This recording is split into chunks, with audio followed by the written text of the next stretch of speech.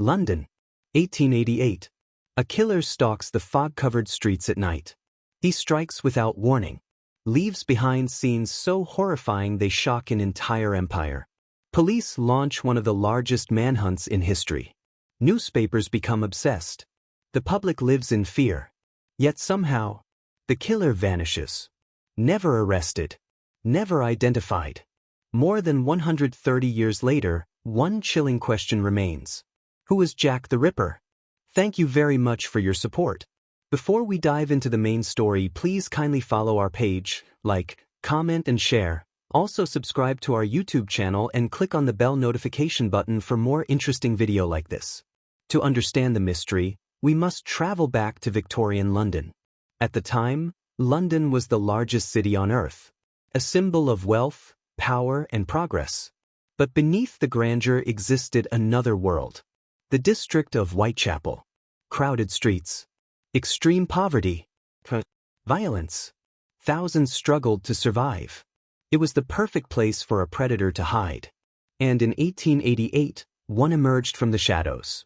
In the late summer of 1888, a series of brutal murders shocked London. The victims were women living in desperate circumstances. Police quickly realized something terrifying. These were not random crimes. The murders showed a disturbing pattern.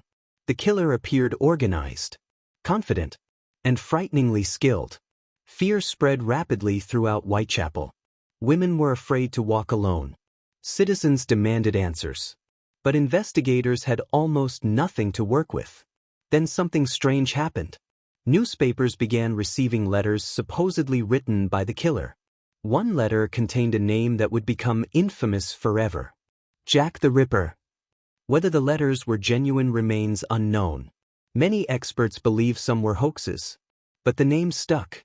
Overnight, Jack the Ripper became one of the most feared figures in history.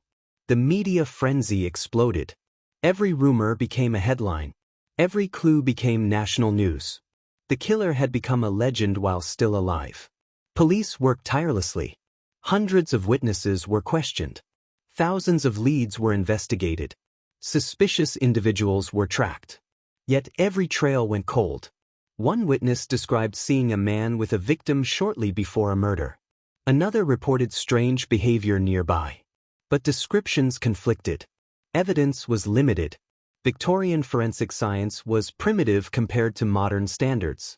Fingerprints were not yet widely used. DNA testing did not exist. The killer seemed to slip through every crack in the investigation. As years passed, countless suspects emerged. Doctors, barbers, sailors, artists, criminals, even members of high society. Some theories pointed toward local residents.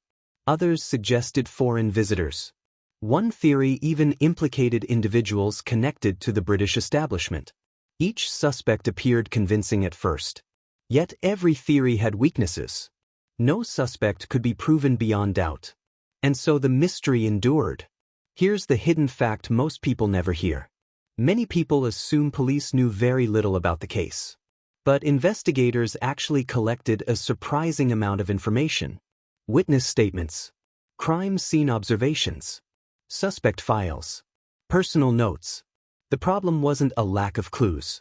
The problem was that the clues pointed in different directions. Even today, historians disagree on what evidence matters most. The mystery survived because no single explanation fits everything. Then came one of the greatest controversies in criminal history. More than a century after the murders, researchers claimed modern science had finally identified Jack the Ripper.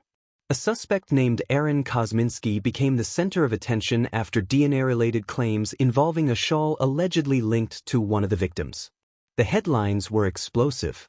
Jack the Ripper identified. But many experts immediately challenged the conclusion. Questions emerged about the evidence. Questions about contamination. Questions about whether the item could even be reliably connected to the crime. The debate continues today. Some believe the mystery is solved. Others insist the evidence is far from conclusive. The controversy remains one of the most heated in historical crime research. The greatest twist may be this. Jack the Ripper's identity might have been known once. Think about it. The killer lived among real people. Someone may have suspected him. Someone may have recognized his behavior. Someone may have seen something important. But time changes everything. Witnesses die. Records disappear. Memories fade. If the truth existed in 1888, history may have lost it forever. That possibility is more unsettling than any theory. More than a century later, Jack the Ripper remains the most famous unidentified serial killer in history. Books have been written. Movies have been made. Thousands of theories have emerged. Yet none has delivered certainty. The mystery has become larger than the man himself. Because Jack the Ripper represents something deeper. A reminder that even in the modern world, some secrets survive. Imagine for a moment that hidden inside an old archive, a forgotten police file still exists. A letter, a diary, a piece of evidence overlooked for generations. Something capable of ending the mystery forever. Would we finally learn the truth? Or would the answer create even more questions? More than 130 years after the murders, the streets of Whitechapel have changed. The witnesses are gone. The killer is long dead. But one question still refuses to disappear. Who is Jack the Ripper? And how did the most infamous murderer in history escape without ever being identified? Thank you for watching. For more videos like this, please follow our page, like, comment and share. Also subscribe to our YouTube channel for more interesting historic fact videos.